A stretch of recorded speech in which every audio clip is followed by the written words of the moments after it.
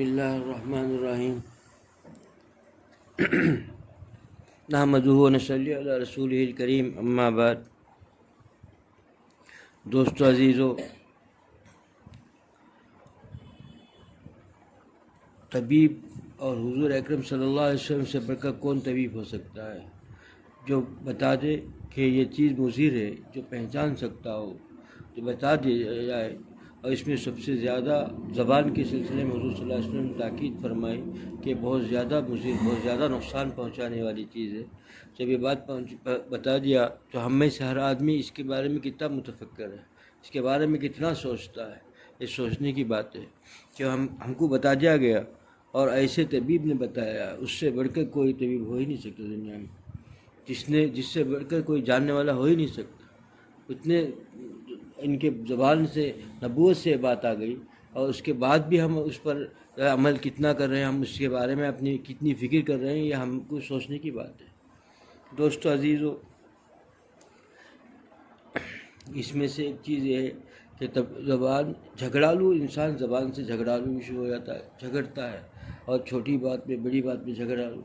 اس سلسلے میں فرمایا کہ دیکھو، حق پر ہوتے ہوئے بھی اگر کسی نے اپنا حق چھوڑ کر دے دیا، حق پر تھا بالکل، وہ بالکل حق پر ہے اور اس میں کوئی غلطی نہیں ہے، لیکن کوئی دوسرے کو جان بوجھ کر کے چھوڑ دے رہا ہے، تو اللہ تعالیٰ نے کتنا بڑا مقام عطا کیا ہے. کتنا بڑا موقع کیوں دیا ہے؟ اسی کے لیے کہ اس نے حق پر ہوتے ہوئے دیا.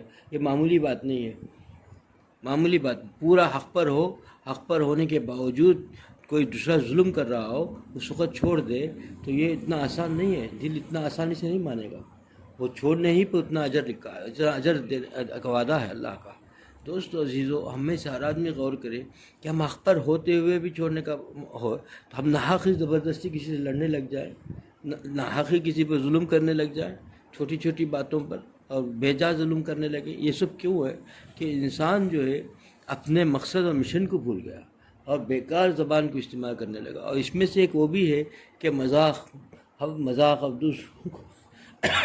دوسروں کو خوش کرنے کے فکر میں، اور دوسروں کے ہاں مذاق کرتا ہوا انسان کبھی بھول جاتا ہے. ایسا مذاق کرتا کرتا اس کے مذاق میں ایسی چیزیں آ جاتی ہیں کہ جس کے دل آزاری ہو جاتی ہے. کبھی 3-4 آدمی مل کر بیٹھے، اب خوب مذاق شروع ہو گیا. اب وہ آدمی خاموش بیٹھا ہوا ہے، جس کا مذاق ہو رہا ہے تو خاموش بیٹھا ہوا ہے، سب ہنس رہے ہیں، لیکن اس کے اندر بغض بڑھ رہا ہے، کینہ بڑھ رہا ہے، بغض بڑھ رہا ہے.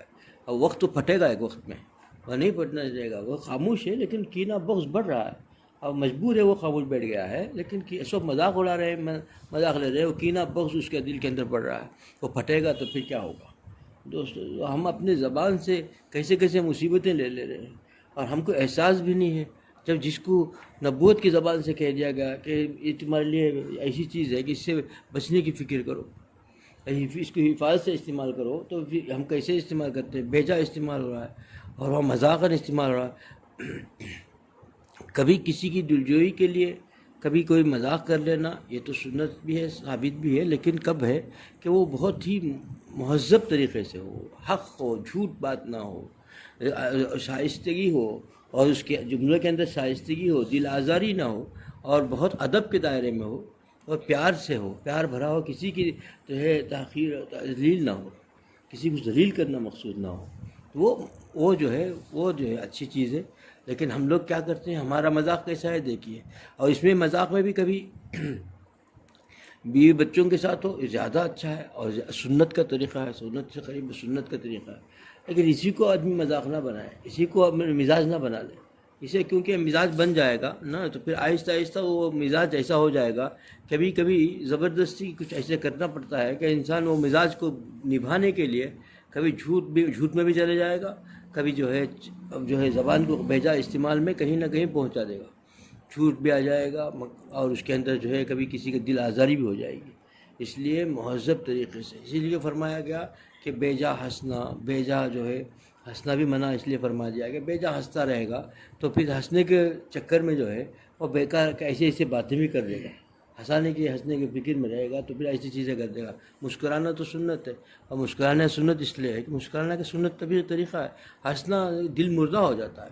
آدمی جو ہے ایسی چیزوں سے دل مردہ کر لے گا، اور اپنے زبان سے دل مردہ کر لے گا، تو پھر کیا ہوگا؟ وہ نور مانی نور معرفت جو ہے اللہ کا، یہ اس کا جو ہے اس کے دل میں رکاوٹ آ جائے گی. زبان ہماری رکاوٹ بن رہی ہے، ہم کو احساس نہیں، ہم لگے بیٹھے ہوئے ہیں کہ بھئی ہم جو اللہ کی معرفت حاصل کر لیں، اور ہماری زبان سے ہم خود رکاوٹ بنا رہے ہیں. ہماری زبان ہمارے لیے رکاوٹ بن رہی ہے، اس کا احساس نہیں ہم کو. دوست عزیزو، اسی احساس کے لیے کسی اللہ والے کے اپنے آپ کا اللہ والے کے سپرد کرتے ہیں. ہم ایسا نہیں کہ آج کل ایک رسمی تعلق ہو گیا ہے، رسمی تعلق سے کچھ نہیں ہوتا. مکمل اور وہ جو کہے اس پر فدا ہو جائے. پہلے زمانے میں سلسلے جو ہے چشتیہ کے اندر اور نقشبندیہ کے اندر زیادہ فنا فی شیخ تھا، زیادہ اس پر زور دیا جاتا تھا. فنا فی شیخ، شیخ کے ہر چیز پر اپنے آپ کو فنا کر دو. آج کل نہیں کہتا، آج کل جو ہے کیونکہ بہروپے نکل گئے، اس سے غلط فائدہ اٹھانے لگے، اور لوگ جو ہے اس سے غلط فائدہ اٹھا کر کے دنیائی مفاد پرست بنا دیا، اور سب کچھ جو ہے گناہ کے راستے کھول دیا ان لوگوں نے. تو اب جب اللہ والے نے اس کو اس پر زور نہیں دیا، بس اتنا کہہ کہ اپنے آپ کو اللہ کے جو نیک بندے بتا دیے ان کے مطابق چلنا چاہیے. ان کی جو انہوں نے جو کہہ دیا اس کو اپنے آپ میں ڈھال لو، ڈھالنے کی کوشش کرو. ڈھالنا ہے ابھی آپ رسمی تعلق رکھ لیا اور آپ سمجھ رہے ہیں کہ بھئی ہمارا تعلق قوی ہو گیا، اور پھر جو ہے اس قوی تعلق سے اللہ کے نور بھی اور معرفت بھی نصیب ہو جائے گی. کیسے ہوگی؟ کنیکشن ہی لوز کنیکشن ہے. اب معمولی بجلی نہیں آتی کنیکشن لوز کنیکشن سے، اب چراغ جلا نہیں سکتے تو پھر معرفت کا نور کیسے جلا سکیں گے دل کے اندر؟ جلا کیسے دیں گے؟ وہ کیسی چیز ہے؟ ایک معمولی چراغ جلا نہیں سکتے لوز کنیکشن کے ساتھ، وہ اس کی ایک ٹیوب لائٹ نہیں جلا سکے گا آدمی، اور پھر وہ معرفت خداوندی کیسے حاصل ہوگی؟ اس کا معرفت کا نور کیسے جلا سکے گا جب تک کنیکشن اس کا مضبوط نہیں ہوگا؟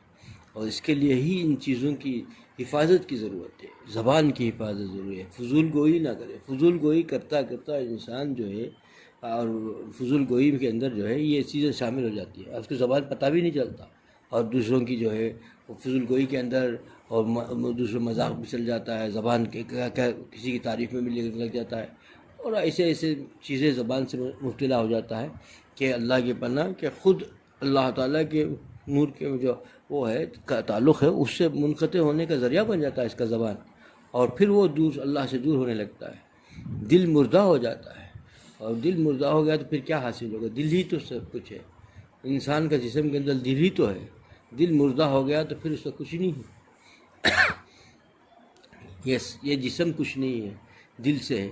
تعلق ہی ہمارے اعمال کا دل سے ہے.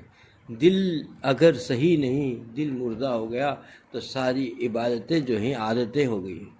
عبادتیں نہیں ہوتی، عادتیں ہو جاتی ہیں. نماز بھی پڑھ رہے ہیں ہم، تسبیحات بھی ہو رہے ہیں، ذکر بھی ہو رہا ہے، قرآن کی تلاوت بھی ہو رہی ہے، سب ہی عادتیں بن جاتی ہیں، عبادت نہیں رہتی. عبادت جس وقت رہے گی اس وقت جو ہے دل جو ہے زندہ ہوگا.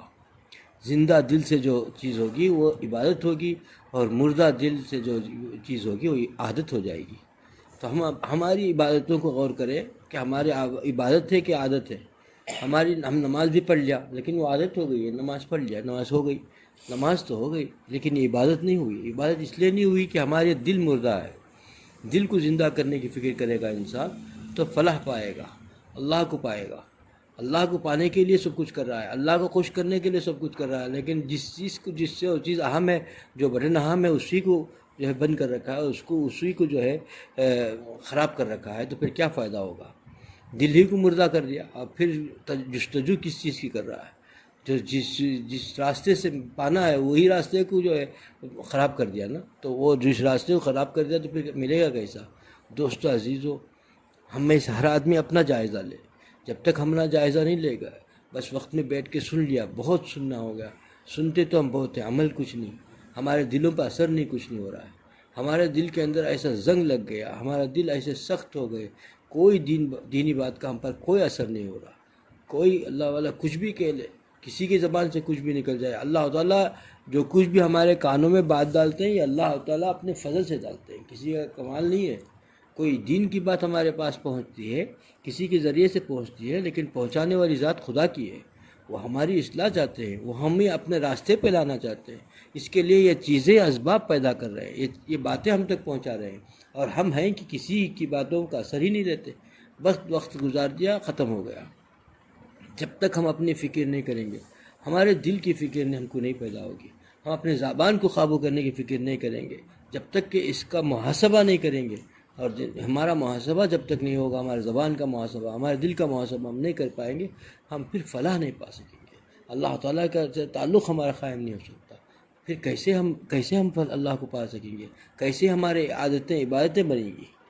پھر تو عادت ہی رہ جائے گی، عبادت ہو ہی نہیں سکے گی۔ پھر جب عبادت ہی نہیں ہوئی تو پھر اس کے جو ثمرات کیسے مرتب ہوں گے؟ ہم ثمرات کے جو ہے بڑے بے چینی سے جو ہے، بے قراری سے، بے چینی سے جو ہے اس کی طلبگار ہے، جبکہ ہماری عبادت ہی نہیں ہو رہی ہے، ہماری تو عادت ہو رہی ہے، عبادت ہی نہیں ہوئی، 2 رکعت صحیح عبادت نہیں کر سکے، اور ہم ثمرات کے جو ہے اپنے آپ کو مستحق سمجھ رہے ہیں۔ مستحق تو کیا بڑے طلبگار ہیں کہ ثمرات مل جائے، اللہ کی مدد ہمارے ساتھ ہو جائے، اللہ تعالیٰ ہم کو ایسے جو ہے جیسے بنی اسرائیل کو راستہ جو ہے کھول دیا، ایسا کھول کے کہ ہم کو لے جائے گا۔ کہاں سے لے جائے گا؟ وہ کہاں تھے اور ہم کہاں ہیں؟ کیسی عبادت تھی ان کی اور ہمارے حالات کیا ہیں؟ ہم اپنا جائزہ لیں، ہم کوئی کسی سے پوچھنے کی ضرورت نہیں، ہم اپنا جائزہ لیں گے، ہمارا دل ہم کو بتا دے گا کہ ہم کتنے جو ہے اس راستے کے اندر کتنے جو ہے گر چکے ہیں، اپنے آپ کو گرا چکے ہیں، دل کتنا مردہ ہو چکا ہے، ہم خود اپنا فیصلہ کر سکتے ہیں۔ دوستو عزیزو، اس کی اصلاح کی اور اس کی فکر کی ضرورت ہے۔ اللہ مجھے بھی اس پر عمل کی توفیق عطا فرمائے، آپ لوگوں کو اس پر عمل کی توفیق عطا فرمائے۔ وآخر دعوانا الحمدللہ رب العالمین۔